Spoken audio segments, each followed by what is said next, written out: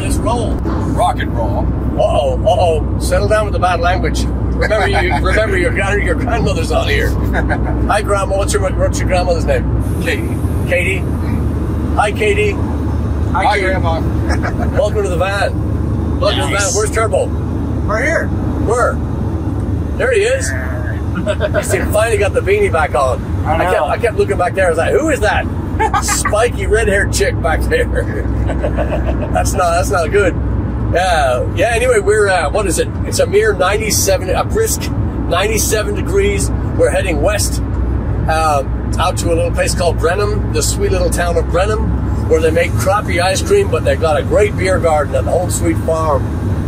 And we're heading there tonight. This is Frank's first time with us out here, and we are we're just, like I say, 97 degrees. That's probably going to go up a few degrees by the time we get there. Right. So yeah. Or at least it'll feel like that. Oh, it's going to feel it, yeah. And especially when they, as they say in Taiwan, when we bring the rock, it's gonna elevate that temperature. So you were talking here a second ago, right before we got pulled over and they confiscated all our drugs. Sorry, Grandma Katie. Disclaimer, Grandma, he's only joking. Oh yeah. Let's make that clear. Just a total joke. Yeah. But carry on. Okay, yeah, we're joking. Yeah. Okay, yeah, we're joking. Anyway, that was close. So I got searched for nothing. Like, what's happening? Who was that guy? Maybe it was the bear dancer in that costume just whips off. Anyway, who knows? So we were talking here. We got we found out what they call a Frank fact. Frank fact. A Frank fact. Yeah, we found out that not only did he play lead triangle in the Austin Symphony, or the Stephen F. Austin Symphony Orchestra, but he studied abroad in a place called Australia. Yeah, that's right. Hobart, Australia. Hobart, Australia. Sounds made up. Is that a real place? It is a real place. Yeah, so Australia has like a few different states or regions, and Hobart was a city within the Tasmania area. And so Hobart's like a city off the Tasmania area, one of the islands off of like the mainland that everyone's most familiar with.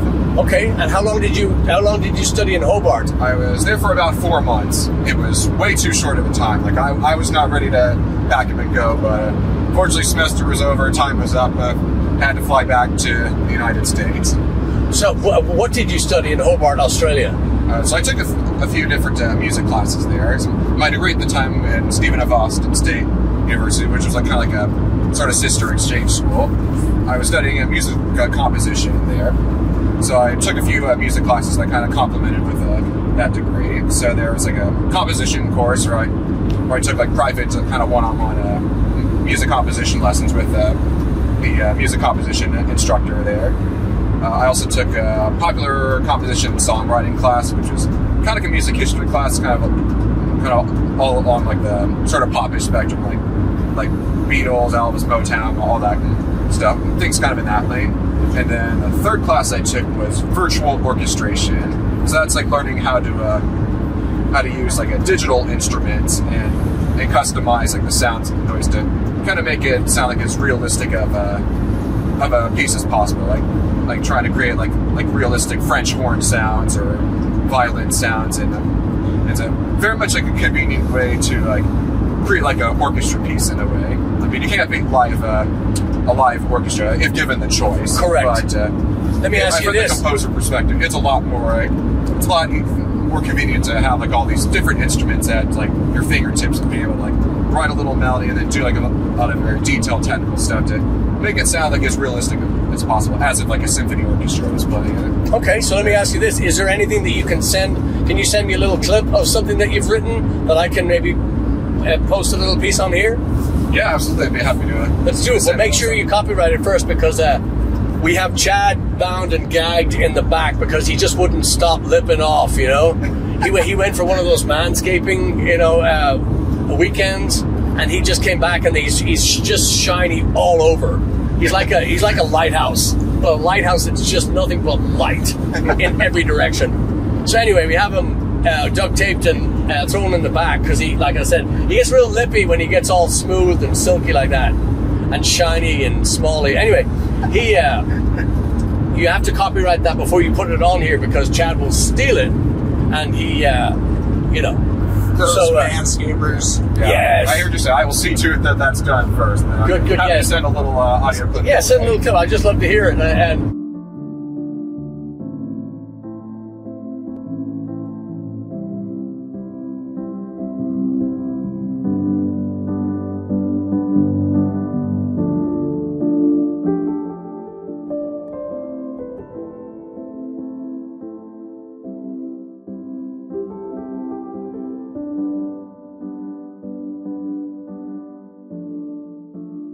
so, do you remember your one-on-one professor that you studied with in Hobart, Australia? Like the name of the professor? Yeah, her name was Dr. Maria Grenfell. Yeah, very nice person, and very easy to be around, and very approachable. Oh, is she single? Actually, sorry. She was married, at least at the time when I was there. I haven't spoken to her in many years. Okay, was her husband smaller or larger than Chad? Probably about the same size. Oh, good. So yeah. So you could take him. Okay, good. Good. I'm just saying, you know, in case you want to, go back and, I think everybody wants to know how long you guys dated. You know. Speaking of student-teacher boundaries. Yeah. Let me ask you this: a serious question. Best food you ever had in Australia? Go. Best food. And don't say raw kangaroo. That's just rude. Yeah, I think it was some sort of like wallaby sandwich. I forget what was on it, but like a wallaby meat was like the. Was it a wallowich? We'll just go with that. Yeah, wallowich. That's the best name I could possibly put to it. But seriously, you ate wallaby? Yeah. And it tasted good? It tasted good. Wow. Don't get a shot of those horses out there. These are random horses. Don't get so weird. Such unique horses. Okay, so and all in all, in general, if you had to rate the food, 10 being great, 1 being awful. I was going to say 1 being Arby's, 10 being great, 1 being awful. What would you rate the food in Australia? Honestly, I had no complaints with the food. It was honestly it was pretty similar to like what we have here. Oh, really? Okay, so you go 9, 10? Yeah, I was thinking 10, honestly. Really? Yeah. Wow. I like the food here in America. I like the food over in Australia. Okay. Turbo. Yeah. Favorite food that you've eaten that hasn't been in your, in your back garden, When I was in Florida one time, I had gator soup, and that was really good. Really? I did not know what to expect. I was like, this is going to suck. I loved it. I was like, wow. Yeah, gator soup. I am shocked. I was in Key West. Yeah, they'll eat anything in Key West. Yeah, it might not even have been gator. You know what I mean? Yeah. Yeah, actually, sure. It could have just been a tourist. Yeah. Wow. Yeah, it was really good. Okay. Okay, yeah. I've had different, I think I've tasted alligator. I know I've tasted alligator before. It's from Louisiana. So, again, I can't be sure if it was real alligator or if it was just somebody that pissed off the cook. We don't get this on camera. I wasn't a very exciting.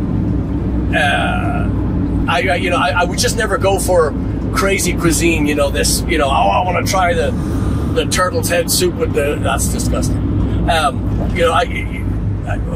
would never seek that stuff out. But then in my later years, I would try the different. I tried some boudin from Louisiana. I've had some weird stuff in Germany as a kid, and German food to me it didn't really get along. Greek food, I love Greek food. Oh yeah, Greek food's great. And the thing that the Greeks do correctly is their desserts. Their desserts are just out of this. I still think I have diabetes from that one summer in Lutza in Greece. Any of my family members would back me up on this. Just an obscene amount of sugar I do want to get back to it. So I'm just, it's Italy, food, top drawer. Italy, I'm going to say, is the best place I've ever eaten. Food was just out of this world. So anyway, let's get back to Australia. Give me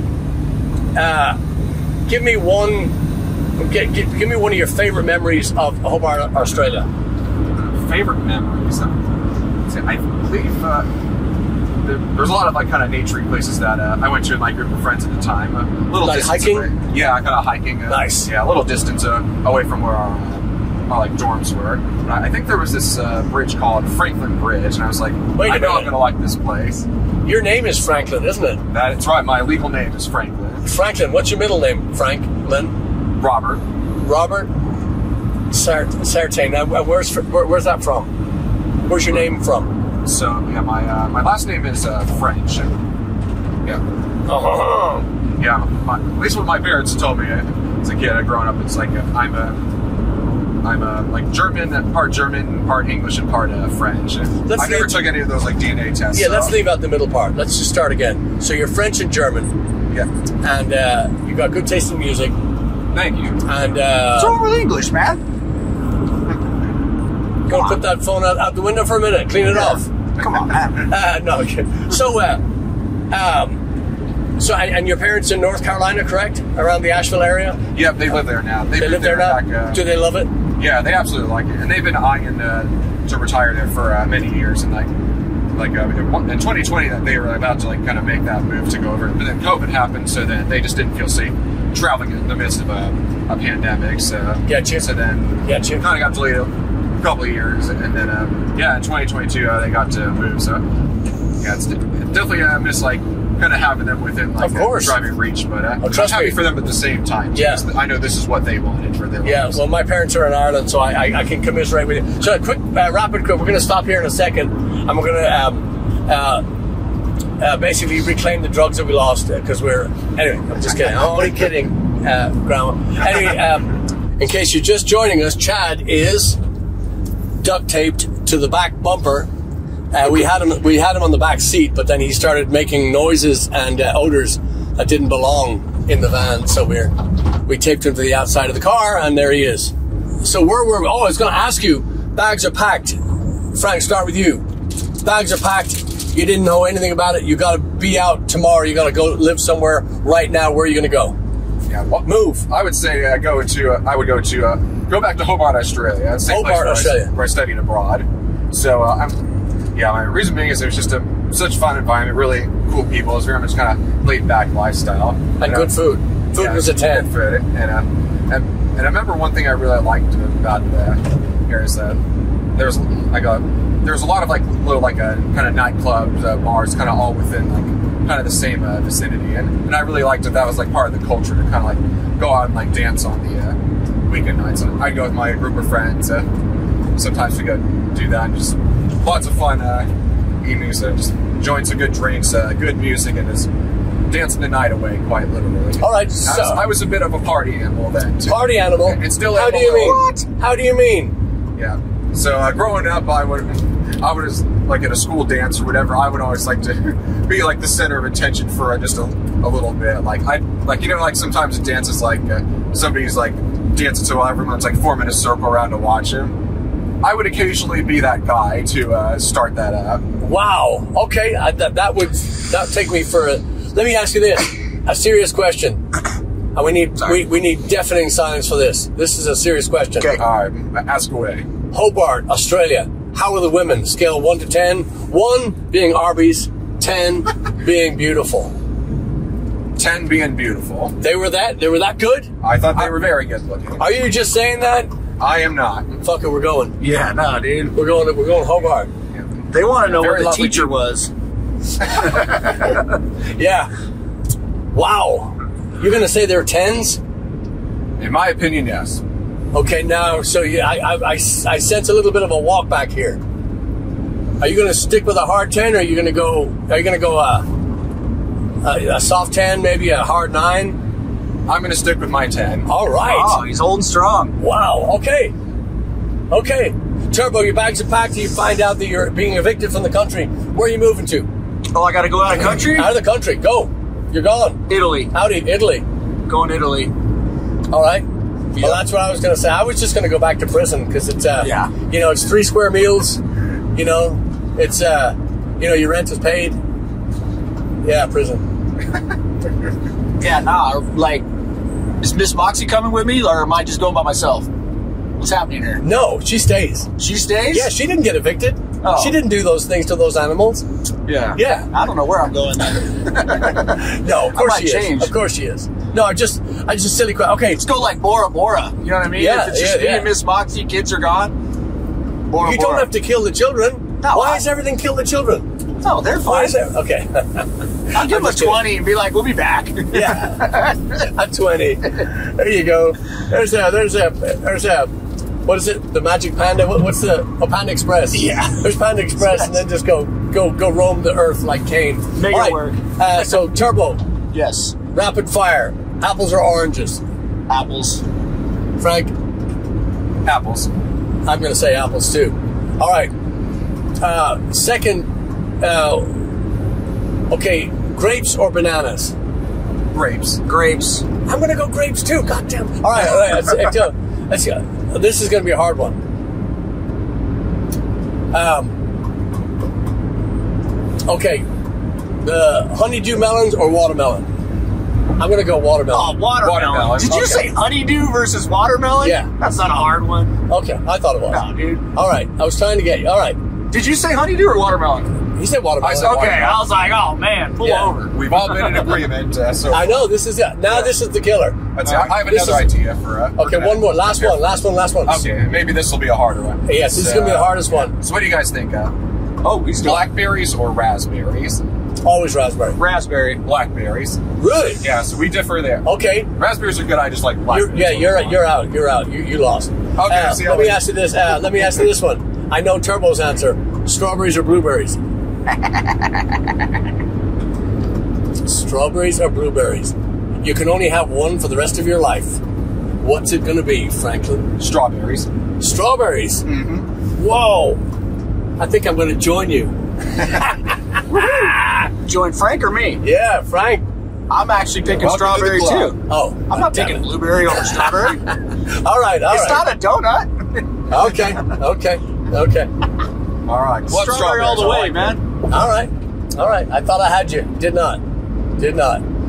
Oh, that's good. That's good to know. All right, listen, we're going to wrap it up. We are fast approaching Brenham.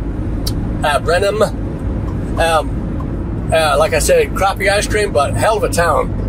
Home Sweet Farm Beer Garden, and we're going to be seeing the lovely Julia and the smashing Cameron, and we're going to be hanging out there for a bit. So I really appreciate you all hanging out. And if you disagree with anything on this last segment, please put it in the comments, and I will send young Frank to your house to explain why you're so wrong. So let's live with that. Let's you say the word, Patrick. I'll go over to their house and explain it all to them. So let's leave it here, and we'll join you back in a few minutes after we finish this show, and we perspire for a time. Cheers. Cheers. So, ladies and gentlemen, boys and girls, we are eastbound, and what's the other one? Down. Speaking of, we're heading to Kirbyville. We actually just left Home Sweet Farm. This is a continuation of. We haven't been to bed yet. We all just jumped into the van from Brenham, and we did an extended encore. So it's now 10 o'clock in the morning. We're heading to Kirbyville, Texas, USA. We're going to play for the Southeast Texas Renaissance Fair on the Songwood stage. Dirt. And we're going to have, we made what we call a Cosby cocktail for Frank.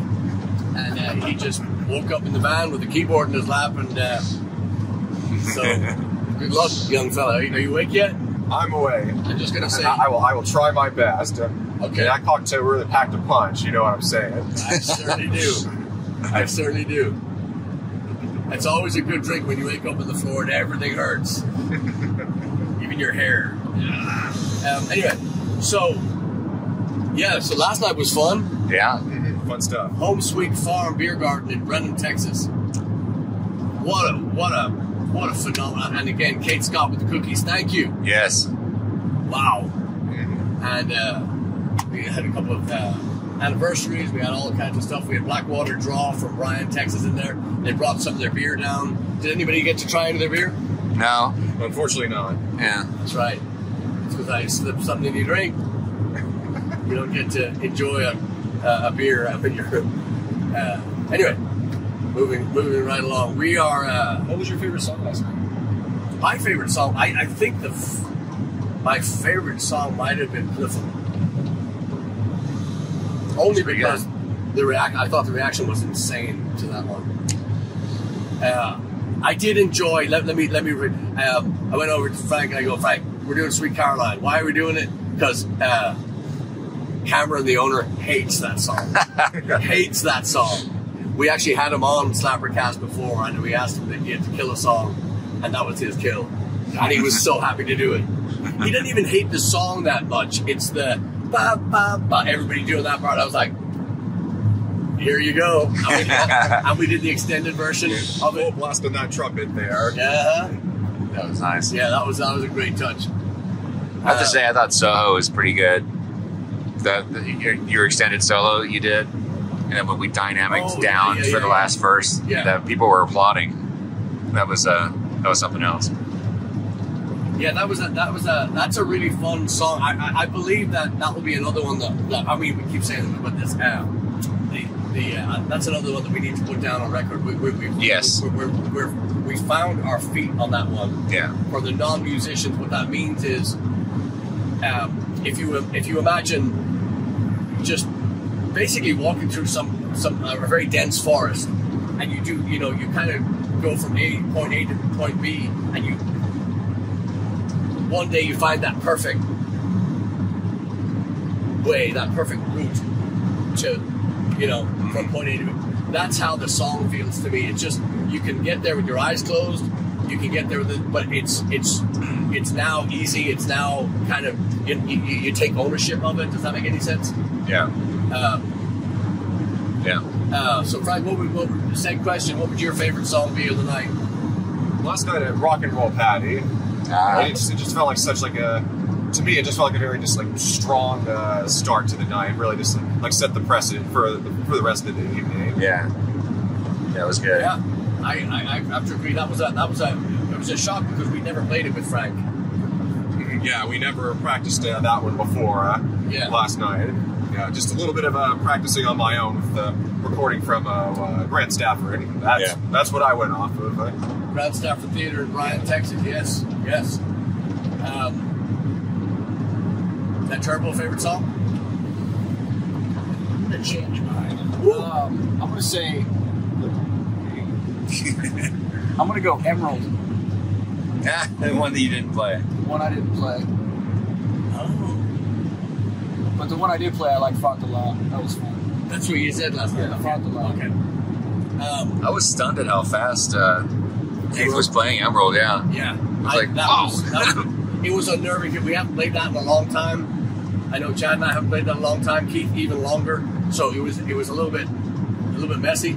Yeah. And the center, it was fun. The center, like a good brownie, was moist, soft, a little undercooked, but it was really fun. Yeah. Really, really fun. Which we're bringing back. We're going to turboize that one. Yeah. And also, there's a great keyboard part. There's one of the least known members of Thin Lizzy is Darren Wharton, keyboard player. Actually, it really should be Snowy White. He shouldn't even be remembered As least known. Yeah. And he should not be mentioned in when Thin Lizzy comes up. I disliked him that much in that band. To me, it's like putting Rick Astley in Slayer. What the fuck would you do that for? Anyway,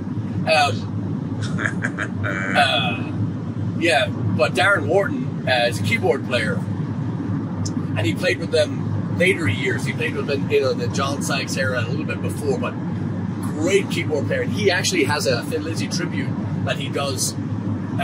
He's I just found him recently online. He's quite active on the social media. Wow. For all you kids. But yeah, he's doing Did you listen to any of it? Yeah, listen to it. It's not... I'm very, very biased. I know it's probably a shock. Maybe we should just have a moment of silence so people can gather themselves. No, I really am. I'm annoyingly biased. Anyway. But when I hear them do the Thin Lizzy lineup that I liked the best was when John Sykes finally got the band together. He had Brian Downey Brian Downey's the original drummer, but he had Brian Downey did the European dates, but he had Scott Gorham on guitar, John Sykes was vocal and guitar. They had, and his name is, Caffeine's knocked his name out of my head, it'll come back to me. Bass player? Yeah. He played with John Sykes in his Blue Murder project.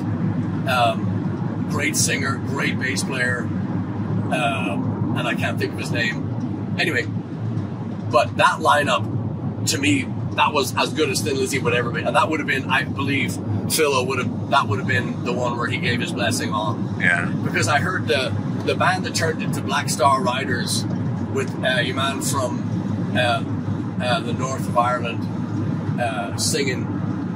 He's Ricky, not Ricky Martin. Real close. Good performer, decent singer, but just didn't sound like Thin Lizzy to me. It just sounded like he should have been singing in a Motorhead tribute band versus Thin Lizzy. He just wasn't Ricky. Oh, I had Ricky Warren. Ricky. Anyway, but they went on to form Black Star Riders so they could write original material. I just wasn't a fan. I wasn't a fan of his vocals. Yeah. Phil has that distinctive, raspy, soulful, rich, poetic, rhythmic. I mean, shall I go on? Yeah, I can't go on, but we got other shit to get to. But, such a unique voice.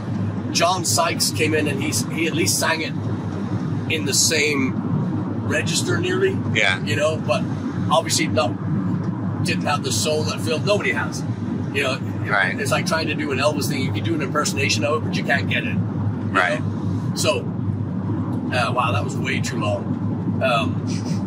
for all that. But I'm very biased on the Thin Lizzy, the execution of a Thin Lizzy number because you got to do it. You really do have to do it in its... You have to have the essence of the song in there. You can put your own little thing on it, but I don't want to hear a reggae version of Thunder and Lightning. I don't want to hear, Black Rose done by a swing band or, I want to hear Thin Lizzy one. Yeah. So,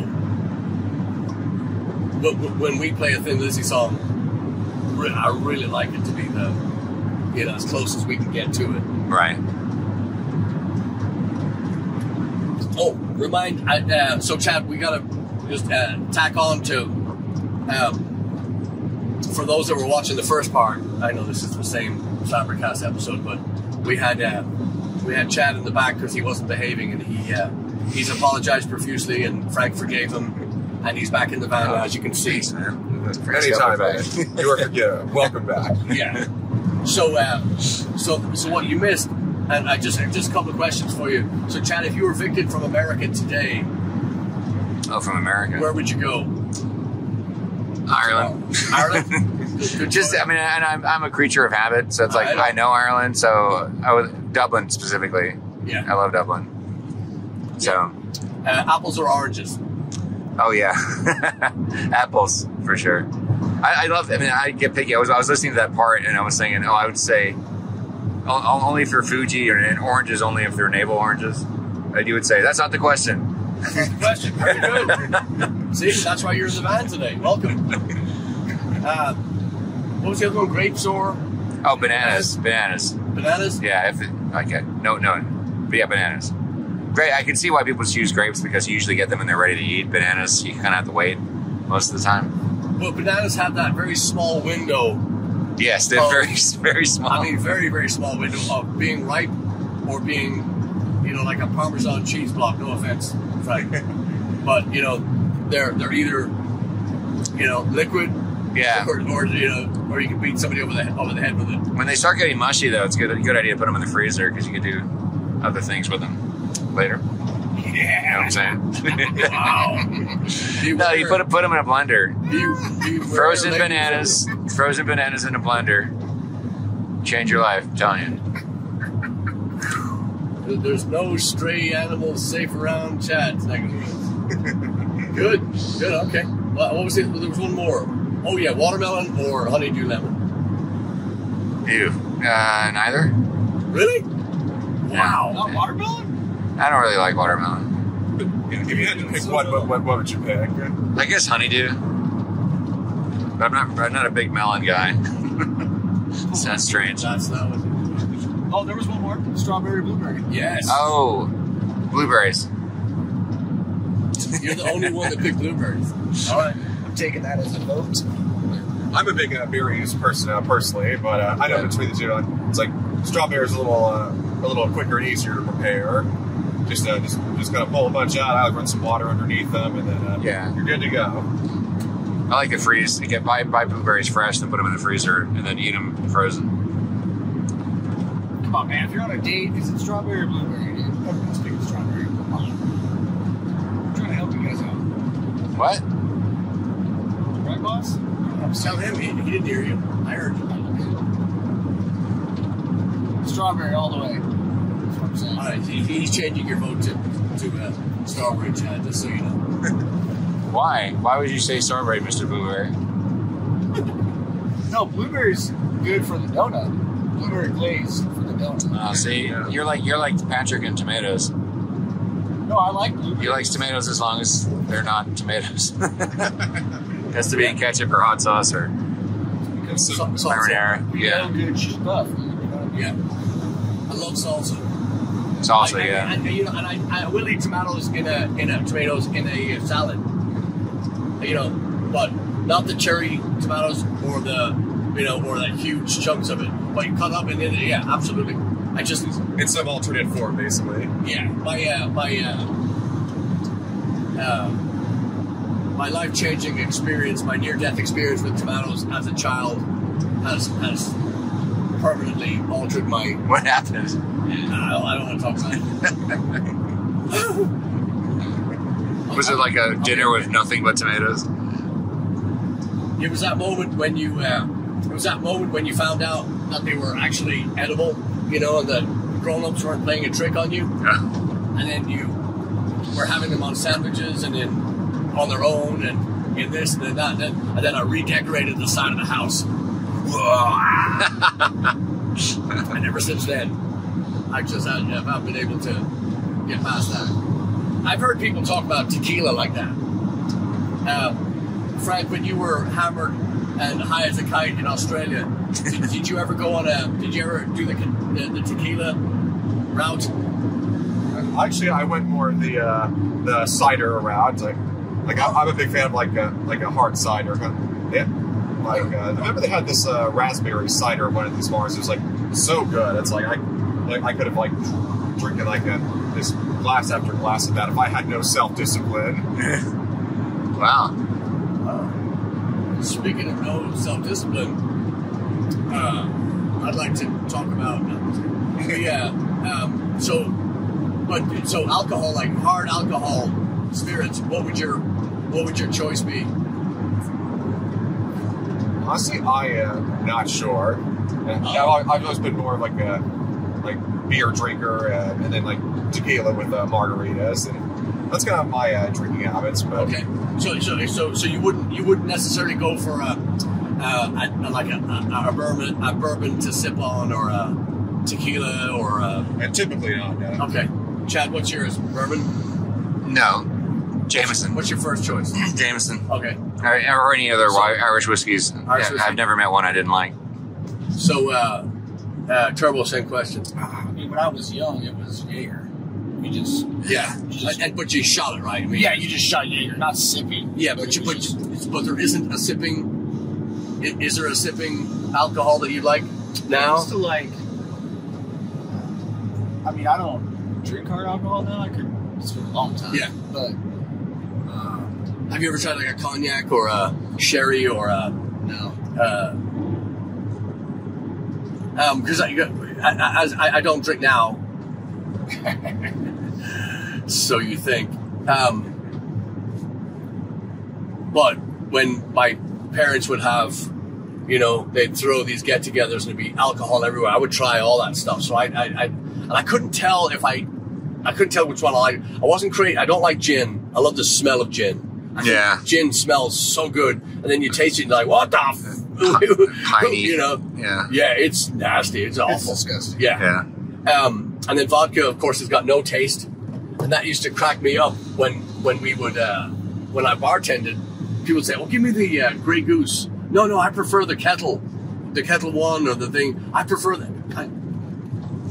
There's No difference. There's no difference. I mean, it's made not to taste like anything. Rubbing alcohol. Yeah, but it doesn't have sorry. It doesn't have a taste. So you're essentially give me the expensive thing that I can't taste. Yeah. And again, people will do that. They will drink price range versus their taste. Case in point being, one of the bars I worked at was it's actually close to where Chad lives. And there was they would start, usually they'll have well drinks, call drinks, and then premium, and then everything else is super premium. Well, they didn't do well drinks. So they would start at call, which would be, again, absolute vodka, Tanqueray gin. That would all be their well.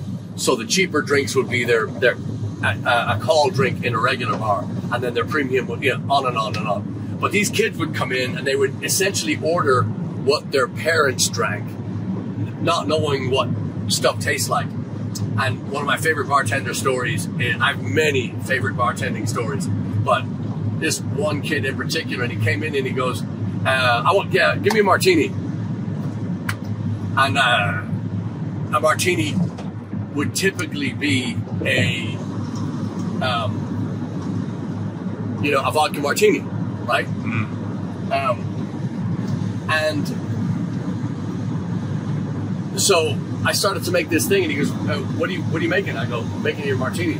I said, "You want it dirty? You want it?" He goes, "Yeah. Make it dirty. I just put a tiny bit of olive juice in it." And the martinis I make, a sign of a good martini is when you get that thin layer of ice across the top, and you fill up, drop the olives in, and there you go. So I put this on there.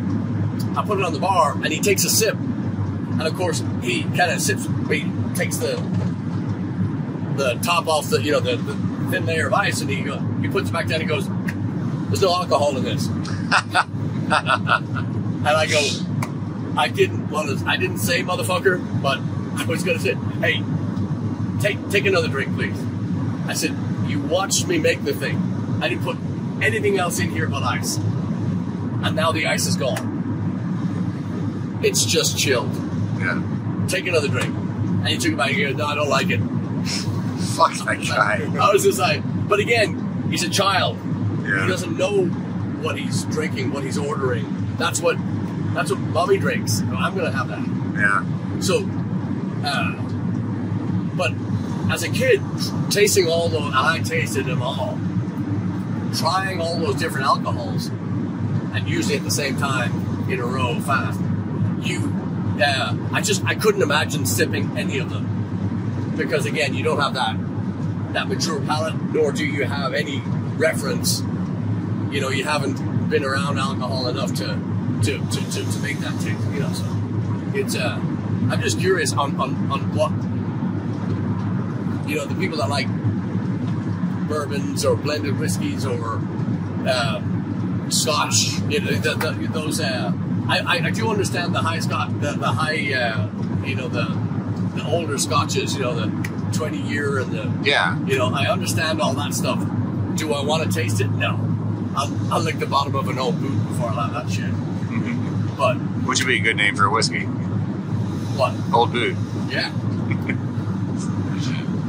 So yeah, it's a mystery to me. Yeah, it was an acquired taste. I never drank hard liquor until I was in this band because people would be bringing up rounds of Jameson. And the first few times I had it, I would just sip it gingerly and not even really. Yeah, I just didn't like it. It was like felt like I was drinking fire. Like Jesus. That'd be about me today if I was to.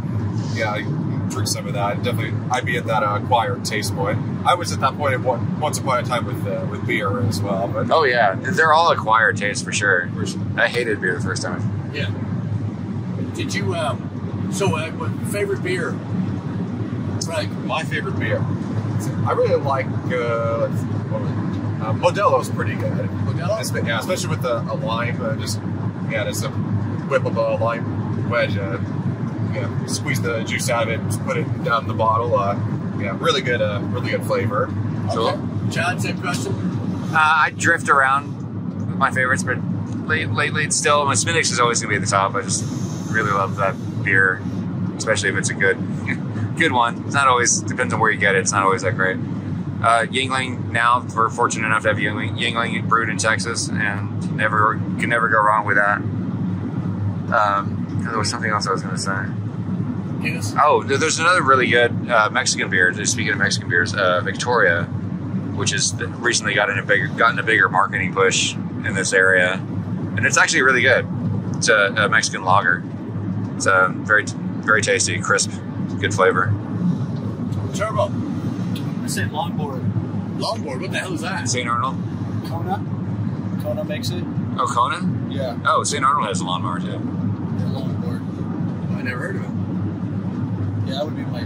Is it a light beer? Is it a dark beer? It's a light beer. Light beer. Yeah. Yeah, we used to get like little 6-barrel kegs of it. Oh, I built a pub shed in my backyard in Washington. So pub shed. Pub shed. All right. Ever tell you about the pub shed? No, you never told us about the pub shed. Oh man, it had Story time. My brother came out and we ran power to it and dug it all underground and oh dude, I had full taps in there and we took a shed, like built it out, and then I had French doors on it and I put a floor on it, I drywalled it. That was badass, dude. Wow. The neighborhood loved it because everybody had kind of younger kids in that area. Yeah. We basically had a bar in the neighborhood. Yeah, we had kegs in there. It was awesome. I never told you about the pub shed. I had a TV in there. Everything was cool. Yeah, you certainly said it was awesome. That is. You put a lot of work into it. That's awesome, right? Yeah. Yeah. I'll show you a picture of it. I want to see a picture. Maybe we'll put one on SlapperCast. Yeah. Yeah. Pub shed. Yes. Stacy wanted to name it Who's Stacy? Moxie. Moxie. Who's Moxie? It's Moxie. Your beautiful wife? Yeah. Okay. She wanted to name it Old Sherry's. Sherry's. Now that's a good name for a pub. Yeah. That's what she wanted to name it. Yeah. She goes, you should totally name the pub shed that. She get a sign. She's rarely wrong. Yeah. She's rarely wrong. Maybe she picked these. Yes, that's what I said. Wow. So, I think we did a lot done today. So, I'm guessing we're gonna add on a little bit more on the end of this coming back today because I'm kind of curious to see what happens again today. This is, like I said, we're essentially going straight from Brenham to Kirbyville to the Southeast Texas Renaissance Fair, and they've been pummeled by the flooding. So they've moved location. By the time you see this, they'll still be up and running. They'll still be. They had to move. They bought this plot of land to build their Renaissance Festival, and they were promised that the land was fine. It wouldn't flood. It flooded like a bitch. So they had to basically get out of that deal and get another piece of land. So they had to start again. if you're down near the Kirbyville area, I would highly recommend going to see these folks. They do medieval music. They do all different kinds of leather work. They have all kinds of vendors. The food's good. The people are nice. It's a great family environment until Frank gets on the microphone. But, yeah, watch out. Then it's going to become 18 plus. Yeah. Yeah. It's anyway. Fun times though. Fun times. Yeah, it's very, very fun. But, yeah, so it's it's always interesting. I think the kids really get a kick out of the costumes, and I get a kick out of everybody's dedication to this. When you put on that kind of garb in this kind of weather for this many hours, and you stay in character like they do, it's something to behold.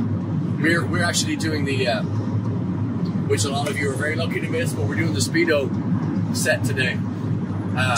Yeah, which means I brought everybody their own little Speedo. Yeah. Great. Yeah. I just had to. I had to write F and B on mine because I put them on the wrong way, and it's just.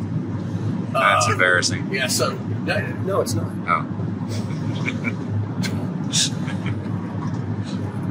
So anyway, yeah, that's where we're at, and like I said, we'll probably throw another little bit on this today, and very, very happy to have you all along here on.